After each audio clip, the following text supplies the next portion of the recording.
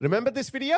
I played you this video a couple of days ago and it did really well because it's so shocking. It did about 250,000 views. Watch this. This is not surprising to me. Not surprising at all. But for some reason, when a mainstream journalist covers this, then suddenly it becomes national news, and it should. But all these politicians come out of the woodworks and they start acting surprised and shocked and give their condemnation statements. But we know this has been going on for so long. Watch this video. Let me remind you what happened.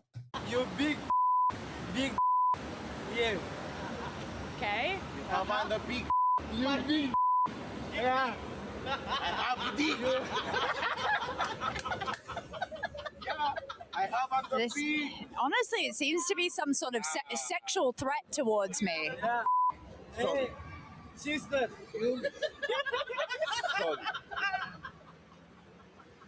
So how did you guys get here? Are you here legally? On the big. Are you here legally? You might and the. Yeah. Oh. So, okay.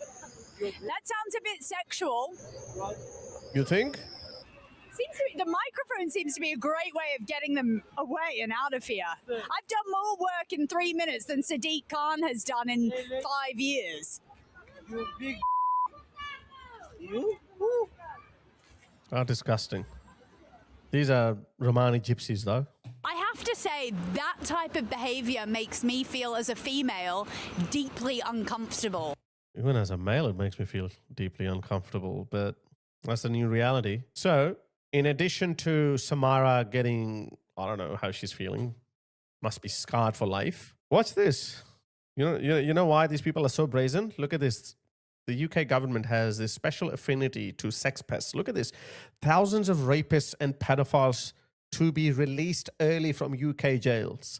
The exact number is 2,462 sex offenders, 100 of those being rapists, jailed for more than 15 years, according to analysis by the Conservative Party based on official sex crime sentence statistics. The Telegraph reported almost 9,000 victims have been notified that their offenders, that their tormentors are coming out early. They shouldn't even be coming out at all, but if they are coming out early and they're going to be released in the same community where they tormented you. And the sad part is they are making room so they can put Lucy Connolly's social media posters, offenders in jail. Anyway, so Samara Gill has spoken out. Since then, check this video out. Terrified. The streets of London are not safe. Genuinely not safe. And to hear, just before I come on air, that Sadiq Khan is getting a peerage when he's presided over what I can only say. Is he? Yeah, I can only say. What? That, yeah. It is, I know.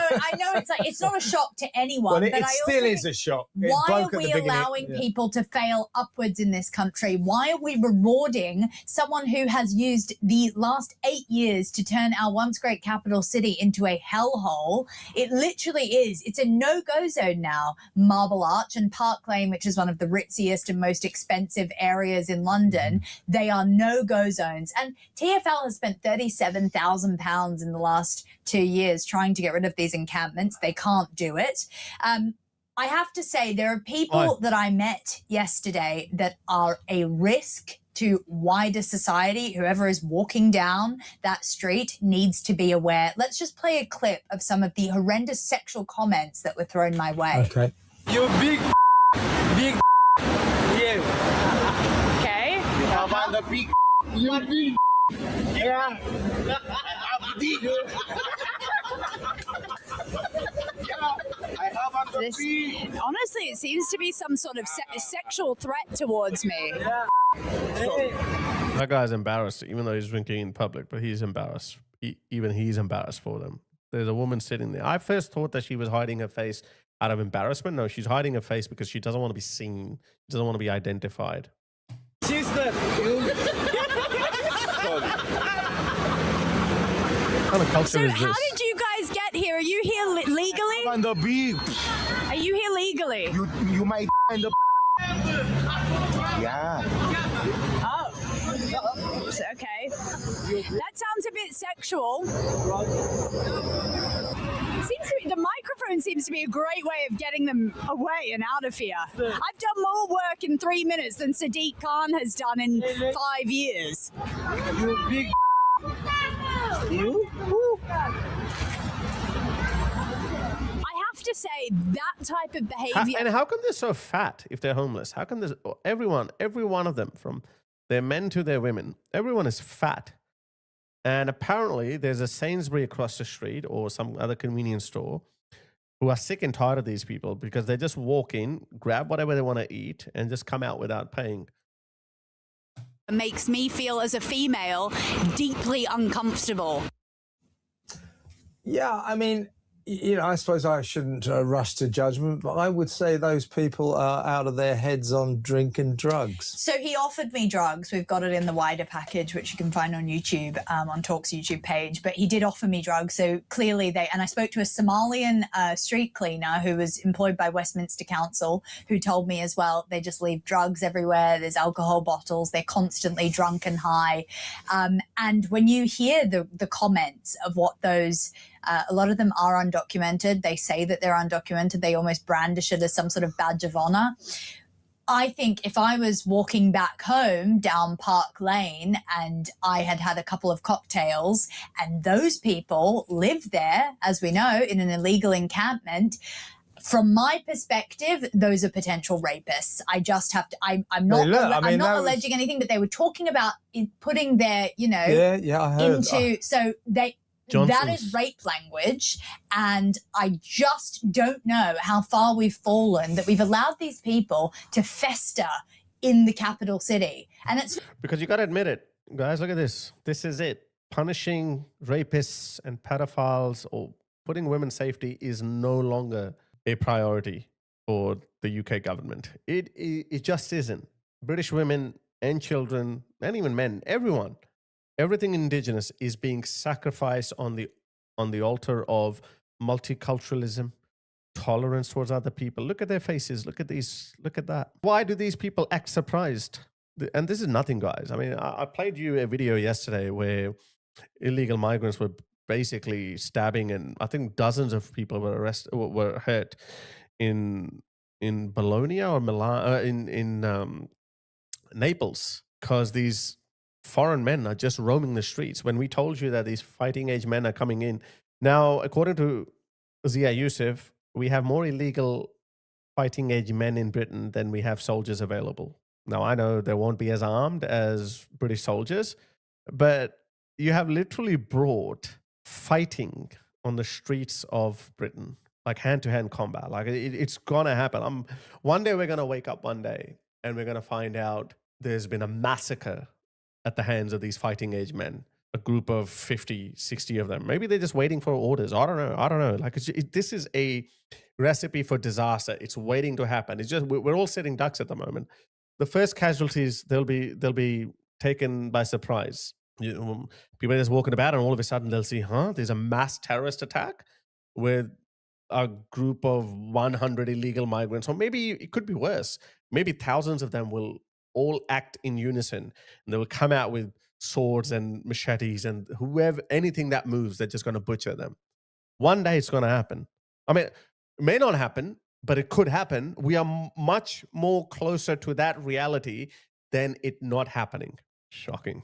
It's not a good look for tourists at all. On a much more sort of a vanity point of view, it just doesn't look good. You've got hordes of American tourists, Chinese, Japanese coming to spend their money in our city, and it looks like a third world country. Yeah, and I should point out for people who don't know London, where they are is in basically the middle of Mayfair, bordering on Knightsbridge. The nearest homes to where they are camped out, and by the way, there are homes within yards of that iconic marble arch. The nearest, those houses, you will not get a single one of those houses for less than £10 million. Yeah. That's a good thing, guys, because previously they were putting these people, obviously not this, this is different, but those illegal migrants, they've been putting them in the areas of the working class people. This is how they divide them, and they thought that they were shielded from that, and now they're actually spreading them all across the UK up and down the country, as they like to say it. Now, because the UK is overfilling with these people, they're now spilling into these rich neighborhoods. That's good. Literally the most expensive postcode in Britain. So they've got themselves a nice address. I should say Caroline Sargent, Westminster Council's Cabinet Minister for Enforcement. That, of course, is the council that presides over that area, said the Talk TV report makes for disturbing viewing. It is utterly unacceptable that this kind of behaviour is allowed to continue anywhere, least of all in central London. They give these statements, don't do anything at all. They don't do anything at all. Look at this. Okay, do you want to see what's been happening? Look at this. Didn't even pay for the books out in winnings. Right, you just walk in front, go on. So here I am, just walking behind my sister and my daughter. Look at these illegal migrants. I'm looking good. All right now. Wolf whistling. They're all whistling. Look at this, all whistling. Hello, what's your name? How long you been here? What? How long you been here? Remember me? No, I don't. Park. Park? Yeah. Well, I know you from the park. Hey, no. That park? No, I think park. Where? One time come about is you coming and No. Yeah, that's one. I was a small one. Yeah. Oh no, I've always been this big. Bye bye. Yeah, no. Still looking over at my sister and my daughter. Look. Right, well, I've got more. Look at this. Fuck off.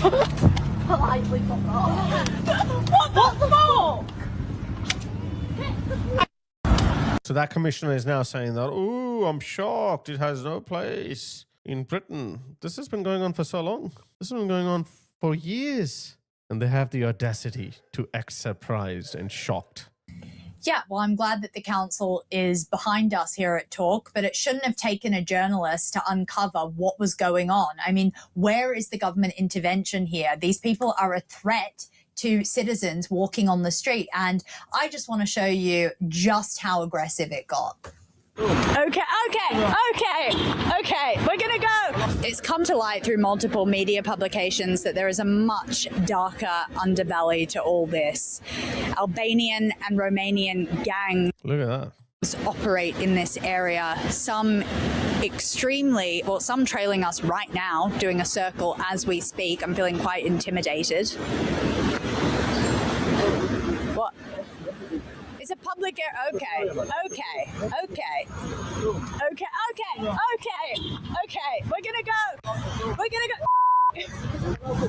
You've got him on camera. You've seen his face. Send in the special unit. Grab him. Drag him like dogs. I don't know. I don't care. Throw them in the Thames. Who cares?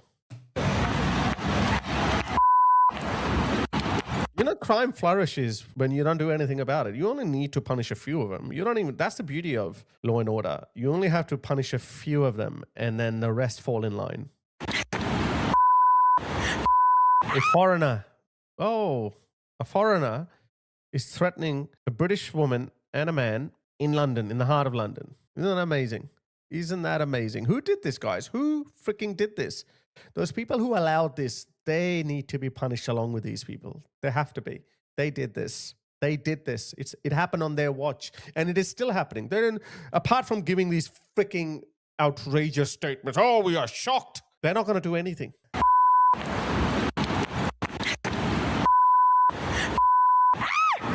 I'm calling 999. Please, can you just? We're gonna go. We're going. We're going. My phone, you do camera for my face. We've Public area, but my phone. No, we're going. We're going. Swing! Freaking swing! He's only one little midget. Swing at him. That's extraordinary. I wonder what he's like. Makes my blood boil. You know, he's very tough with women. I wonder what he's like with a man. Yeah. I mean, exactly. We did nothing, by the way, to provoke him. Little creep. What a creep. Absolute insane. I mean, I feel like going down the Marble Arch right now. Yeah, me too. It's so, guys, makes our blood boil. Have a chat, shall we? well, he's there because he lives Good, there. That's good. I think I'll go and see him. That's honestly. it is infuriating. Get Fred the bodyguard. Get a few men. 3 or 4 bodyguards are with you, for fuck's sake. Get him. Look for trouble. Look for it. Say, huh? Yeah, what are you going to do, huh? Boom, boom.